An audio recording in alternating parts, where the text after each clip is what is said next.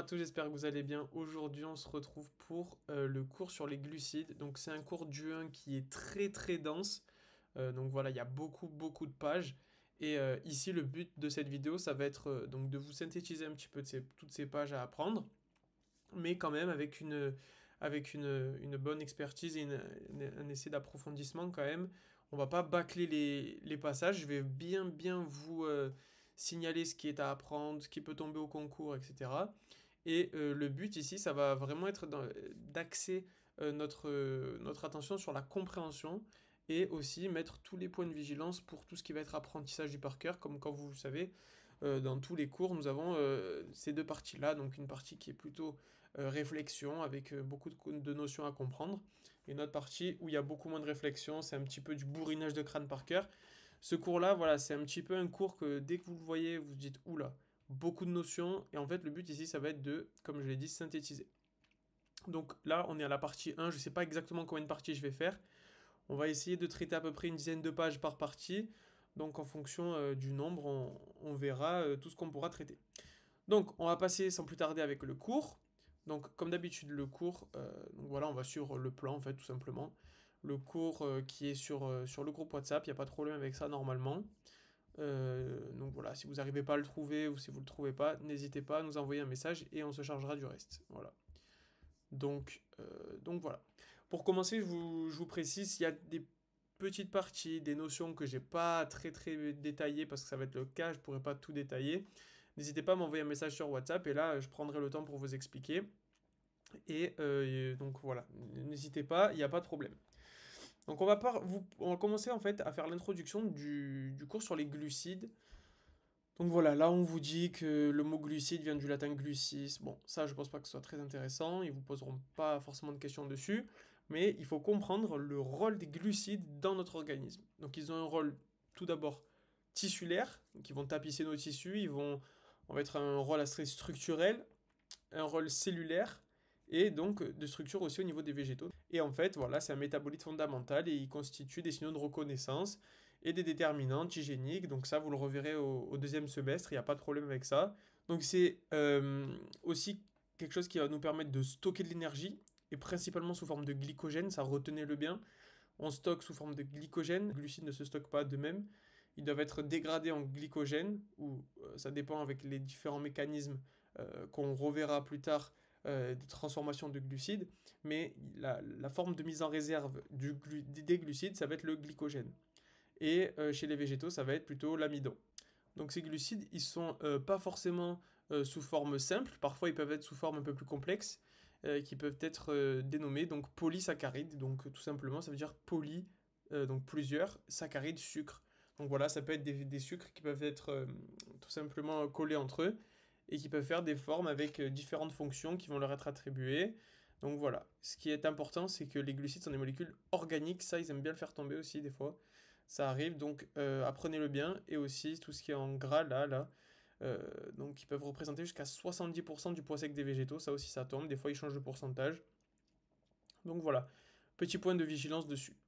D'un point de vue chimique, donc avec tout ce qui peut être structurel, on va parler de la formule brute, et ça c'est super important à retenir parce qu'en fait ça va conditionner toutes les formes qu'on va retrouver après. Donc voilà, on va en parler en première partie, il y en a plein, il y a plein de formes de sucre, et en fait, si vous êtes, des fois vous allez retrouver des sucres, on va vous dire est-ce que ça c'est un sucre, nommez cette molécule. Et il faut vérifier que dans notre molécule, on ait toujours ça qui est respecté. Donc ça va être tout simplement la formule brute, donc CnH2ON. Donc bon, je pense que vous maîtrisez à peu près tous cette nomenclature-là. Mais par exemple, si vous remplacez N par un nombre entier, donc ça peut être 1, 2 ou 3, par exemple, si vous remplacez N par 1, ça voudrait dire qu'une molécule de glucides, elle doit avoir la formule brute C1 H2, donc 1 fois 1, et O fois 1. Donc voilà, tout simplement. Et donc voilà, faut parfois savoir faire le jonglage entre plusieurs nomenclatures. Donc voilà. Donc on retrouve plusieurs fonctions sur ces glucides, donc alcool, cétone, aldéhyde, parfois une fonction acido-aminée. Donc ça va nous permettre de pouvoir voir toutes les nomenclatures qu'on verra, mais plus tard. Ça, ne vous en faites pas, on va bien y repasser plus tard. Donc là, je vous en ai déjà parlé un petit peu, mais on va reparler du rôle des glucides. Donc les glucides, donc comme vous le savez, donc tout ce qui va être alimentation, dans toutes ces sphères-là, ça va être un goût sucré, et surtout le fructose en fait, qui va avoir un pouvoir sucrant. Donc bon, ça ne vous entêtez pas avec ces détails-là, il n'y a aucun intérêt à le faire. Mais voilà. Ce qui est aussi très intéressant de dire, c'est que les glucides sont très solubles dans l'eau. Donc de par beaucoup de... En fait, de par sa formule brute, si vous voyez beaucoup de H avec des O, donc voilà, ça fait des fonctions avec des fonctions alcool. Et vous savez que ça se solubilise bien dans l'eau. Donc voilà, ça c'est un petit peu un moyen mémotechnique, voilà. Donc c'est écrit là en fait, avec la raison de en raison de la présence de nombreuses fonctions alcool. Donc voilà, donc ça c'est quelque chose qu'il faut vraiment, euh, vraiment retenir. Donc ils ont aussi un pouvoir réducteur, les aldoses, on reparlera après pour dire ce que c'est. Et les oses réduisent en polyol, donc par voie enzymatique. Donc ça c'est quelque chose qu'on reverra plus tard. Il n'y a pas trop d'explications dessus. Donc en biologie, ils ont un rôle énergétique, donc voilà. Ils représentent la moitié des calories apportées par l'alimentation. Donc en fait, quand vous allez ingérer un repas, il y aura plus ou moins de sucre. Et en fait, en fonction de tous les sucres que vous allez amasser, ça va vous faire une réserve énergétique. Et ensuite, ils seront soit stockés, soit utilisés. Donc par exemple, si vous avez une activité physique, ça va être dans les muscles.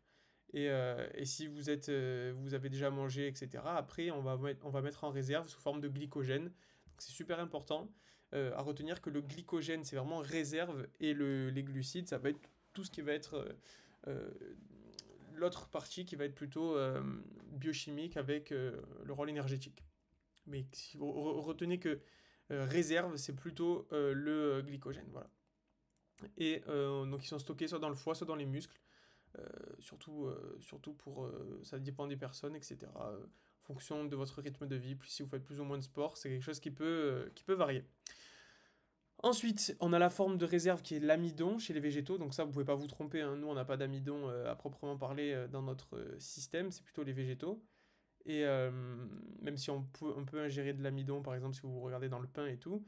Mais les végétaux, ça va être vraiment, eux, leurs caractéristiques, leur forme de réserve. Ensuite, on a un rôle structural. Donc voilà, par exemple, les végétaux, la cellulose qui compose les feuilles ou même les racines, ou même les troncs, etc. pour les arbres. euh, En fait, ça va être du sucre qui va être aggloméré sous forme comment dire, sous forme assez compacte et structurelle, et qui va faire toute, la ramification des arbres, par exemple, si vous avez l'exemple. Ensuite, on a la chitine, ça va être plutôt pour les crustacés. Donc voilà, bon, retenez qu'en fait c'est un rôle structural, et qui, en fonction de son agglomération, peut avoir un rôle de soutien qui peut varier. En fait, ça va créer quelque chose de plus solide. Donc vous vous doutez bien que si vous prenez que du sucre sous l'état que vous le mangez, ça va pas être très structurel. Mais des sucres qui peuvent être imbriqués les uns dans les autres peuvent être très solides et faire, par exemple, comme on l'a dit, euh, de la carapace, par exemple, chez les crustacés. Ensuite, on a différentes familles en fait de sucre, et on va vraiment distinguer les molécules élémentaires de sucre qui sont pas hydrolysables. Donc hydrolysable, ça veut dire quoi? Ça veut dire on peut pas les couper en fait, on peut pas les hydrolyser. Donc en fait, c'est super important de les retenir, et ça va être les oses. Bon, c'est un peu bizarre dit comme ça, mais ça va être tout ce qui est monosaccharide et les sucres simples en fait. Donc ça va être le galactose. Donc voilà. Donc en fait, ça va être euh, tout ce qui n'est pas osidique, oligosaccharide, etc. Donc voilà, ça va être tout ce qui est monosaccharide. Donc les monosaccharides, c'est les formes les plus simples des sucres. Et non, ça, vous devrez l'apprendre par cœur. Donc pour le glucose, le fructose et le galactose, les formules, c'est vraiment à apprendre par cœur. Ça, c'est un petit peu la base de ce cours. Et vous voyez que ces molécules-là sont assez simples au final, on ne peut pas les couper. Par contre, les oligosaccharides, donc pareil, toujours dans la nomenclature, oligo ça veut dire plusieurs, saccharide, oligosaccharides. Disaccharides c'est 2, trisaccharides c'est 3. Et en fait, en fonction de toutes ces différentes conformations, différentes molécules de sucre, on va pouvoir les hydrolyser, donc les couper, et on va pouvoir les regrouper en plusieurs familles. Donc comme on a dit, les oligosaccharides, non, les monosaccharides, pardon, qui sont les sucres simples. Ensuite, on a les oligosaccharides, donc c'est l'assemblage de sucres, donc de monosaccharides. Et après, on a les polysaccharides qui sont encore plus grands que les oligosaccharides. Et en fait, en fonction de la taille de la ramification, on va dénommer ces familles différentes, tout simplement. Donc voilà, là vous le voyez, hein, on a les différentes familles et on va commencer à parler de la première famille. Donc les monosaccharides. Donc toujours à retenir les tirets quand même. Bon, vous aurez dans tous les cas les formules en tête. Quand je parle des formules, je parle de celles-ci. Ça, vous les aurez en tête, normalement, il n'y a pas de problème. Mais retenez les tirets quand même, parce que si vous voyez les fonctions à colle, etc., en fait, ça peut vous aider à les retenir. Donc voilà, il y en a beaucoup. Par exemple, glucose, il y a combien de fonctions à colle? Il y en a une, deux, trois ici. Et après, on va voir en fonction de la ramification qu'on a, on en a plus ou moins. Donc, les monosaccharides, c'est les plus courants, c'est les os simples et constituent les molécules de base et glucides. Donc eux, ils sont, comme on a dit, non hydrolysables. Donc ça revient à nos monosaccharides. C'est ça. Donc monosaccharide ou ose, c'est la même chose, hein. Voilà, retenez les deux nomenclatures, c'est quelque chose qui est possible. Donc ils possèdent les atomes qui sont composés de 3 à 7 carbone, ils sont non ramifiés, liaison simple, ça c'est surtout important. Voilà, après bon, les structures, vous les voyez visuellement, hein, pas besoin d'apprendre scrupuleusement, 3 à 7 carbone par molécule, ça vous le voyez très bien. Suivant l'angle des molécules, ils sont dextrogires, donc plus, ou lévogires, pouvoir moins. Donc ça c'est le pouvoir rotatoire. Ça, je ne me rappelle pas qu'il y ait des questions dessus, donc voilà, ne vous entêtez pas avec ça, c'est pas grave. Donc après, d'un point de vue structurel, au plus il y a de fonctions alcool, au plus les molécules vont être hydrophiles, donc très solubles dans l'eau. Ça, on en avait déjà parlé, mais bon, voilà, il le répète. Et donc voilà. Donc là, retenez en fait que ce sont des structures qui sont non ramifiées avec des liaisons simples, qui peuvent être dextrogires ou lévogires et qui sont très très hydrophiles. Donc voilà, en fonction du nombre de carbone, on voit très bien que on a différentes conformations et on a les trioses, les tétroses, les pentoses, les hexoses, les heptoses, etc. en fonction du nombre de carbone. Donc voilà, ensuite, on a un seul des atomes de carbone qui est lié par une double liaison à un atome d'oxygène, donc c'est celui-là, et qui permet de former un groupement carbonyle. Si le groupement carbonyle se trouve à l'extrémité de la chaîne, le monosaccharide est un aldéhyde, c'est un aldose. Donc par exemple, si vous le voyez ici, donc le groupement carbonyle c'est à l'extrémité de la chaîne, ou s'il se trouve dans une autre position, ça va être un cétose. Donc là, c'est quelque chose qu'il va falloir bien retenir, c'est que on voit que si le CO il est en bout de chaîne, donc comme ici, on le voit, là ça va être un aldose. Ici, il est en milieu de chaîne ou n'importe quelle autre part que en bout de chaîne, ça va être un cétose, donc fonction cétone. Et en fait, c'est quelque chose qui va être très caractéristique des trioses. Donc les trioses, ce sont ceux qui ont 3 carbones. Comme vous le voyez, c'est ici, donc 3 carbones, ça va être les trioses. Donc on va compter le nombre de carbones pour être sûr. Par exemple ici, 1, 2, 3, on est bien sur un triose. Ensuite, le glycéraldéhyde, le D-glycéraldéhyde plus dérive la lumière vers la droite. Donc voilà. À noter que la lettre D ou L n'a rien à voir avec la présence plus ou moins. Donc voilà, c'est pas parce que vous voyez D que ça va être plus. Donc voilà, ça c'est quelque chose qu'il faut vraiment, vraiment retenir parce que des fois ça peut vous piéger. Moi le premier, je me faisais piéger avec ça. Donc voilà, retenez que le D n'a rien à voir avec le plus ou le moins. Ce n'est qu'une nomenclature. Donc après avoir parlé des trioses, on va parler maintenant des aldoses plus précisément. Donc voilà, là on va pas forcément avoir des trioses, on va surtout avoir différents nombres de carbone pour nos molécules osidiques, mais on va plutôt parler des aldoses de manière générale. Donc ils ont une nomenclature qui est assez précise. Donc ils sont préfixés soit par la lettre D ou L. Donc voilà, ça ne l'apprenez pas forcément, c'est pas très grave. Bon, vous voyez le D plus quelque chose, mais c'est pas le but ici n'est pas de retenir toutes les nomenclatures. Voilà, juste retenez que c'est D ou L pour indiquer la position de l'hydroxyle. Ensuite, on a suivi de la nature rotatoire de la molécule, mais retenez surtout, comme on a dit un peu plus tôt, que la configuration et le pouvoir rotatoire sont complètement indépendants. C'est pas parce que on va avoir un OS ici, enfin la molécule OH ici à la place de ici que ça va changer le pouvoir rotatoire. Ici oui, mais parfois il n'y a aucun lien. Donc voilà, retenez ça tout simplement. Et voilà, tout simplement. Donc c'est pas très très compliqué. Le chef de file, c'est le D plus glycéraldéhyde. Ça, c'est super important. Ça, ils aiment beaucoup le faire tomber. Donc le chef de file des aldoses, si on vous pose la question, c'est le D plus glycéraldéhyde. Et voilà, donc là ils le redisent encore une fois, hein, mais c'est pour pas que vous oubliez, il n'y a aucun lien entre le D ou L et le pouvoir rotatoire, plus ou moins. Donc on a aussi les aldos pentose, donc avec 5 carbones, et donc voilà, on a aussi les aldos hexose, et ça va être l'objet de beaucoup de temps qui vont vous être décernés pour apprendre, parce que ça, il va falloir les apprendre, parce qu'ils aiment bien vous le faire tomber. Alors c'est, donc déjà on va commencer par aldo hexose, le nom. Aldo pour donc la fonction qui est tout en haut et qui est la fonction ici hydroxyle avec le CHO. Donc ça, on en a parlé. Voilà, donc ça c'est la première partie de la nomenclature. Après, on a la deuxième partie, c'est hex qui va être 6 carbone et ose qui va être la molécule de sucre. Donc il s'agit donc c'est des atomes de 6 c'est des molécules à 6 atomes de carbone, donc 4 sont asymétriques. Donc on a celui-là, celui-là, celui-là et celui-là. Donc, il va falloir les apprendre par cœur. Je suis désolé de vous le dire, mais ça, ils aiment bien le faire tomber. Mais on a quand même un petit moyen mémotechnique pour pouvoir le retenir. Donc, le moyen mémotechnique, il est un peu connu, je pense que vous le connaissez, mais je vais quand même le réexpliquer pour ceux qui ne connaissent pas.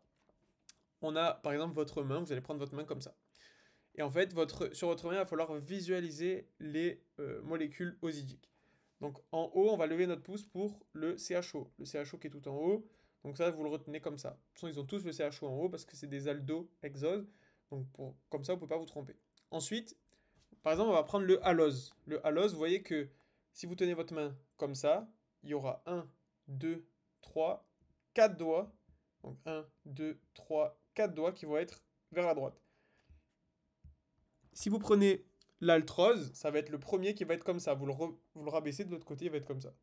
Et en fait, moi je l'avais appris comme ça et ça marchait très bien. Par exemple, le halose, je savais que je tendais la main comme ça. Le altrose, après comme ça.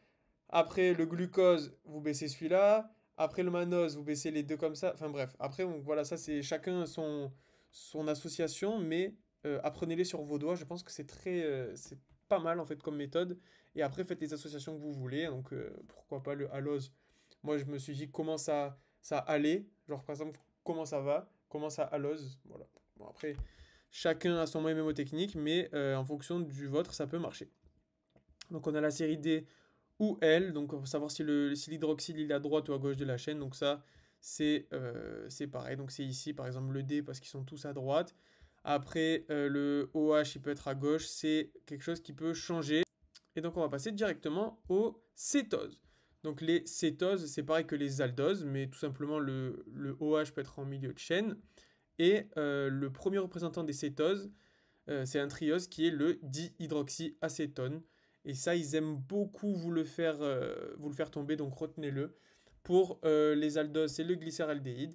Ici, ça va être le dihydroxyacétone.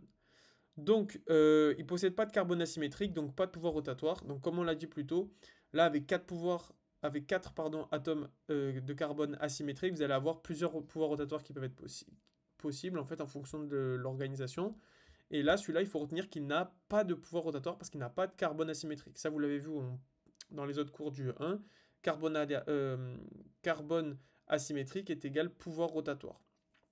Donc la nomenclature elle est définie par rapport à la position de l'hydroxyde portée par le carbone asymétrique de la fonction 1 la plus éloignée de la fonction référence à... Bon, ça c'est un peu compliqué à retenir toutes ces phrases, mais retenez qu'il y a toujours un carbone asymétrique de moins que les aldoses, tout simplement, et que le nombre du coup de stéréoisomères des cétoses sera 2 fois moindre. Ça c'est des trucs qu'ils aiment bien faire tomber, donc apprenez-les, voilà, vous le voyez sur le poly là.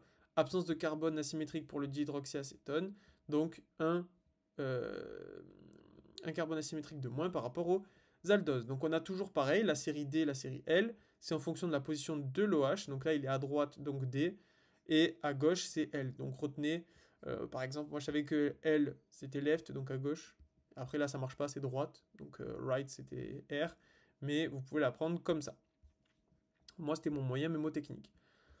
Ensuite, donc voilà, là vous les avez hein, un peu tous. Le fructose, vous avez le sorbose pardon, et le l'allulose. Bon, en fait, ça se ressemble beaucoup, hein. Par exemple, vous avez le allose, si vous l'avez retenu comme ça, vous l'avez comme ça. Après, le fructose, il faut regarder les équivalents, mais ça, ils aiment bien le faire tomber. Donc voilà.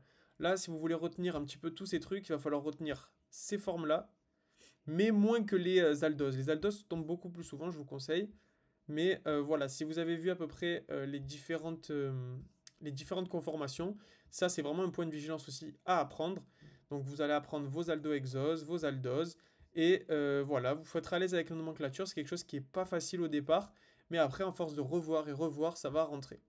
Donc on a à peu près fini pour cette première partie qui est déjà assez riche, on a fait une dizaine de pages comme je vous ai dit, et on se retrouvera pour la deuxième partie où on va passer un petit peu plus dans les détails.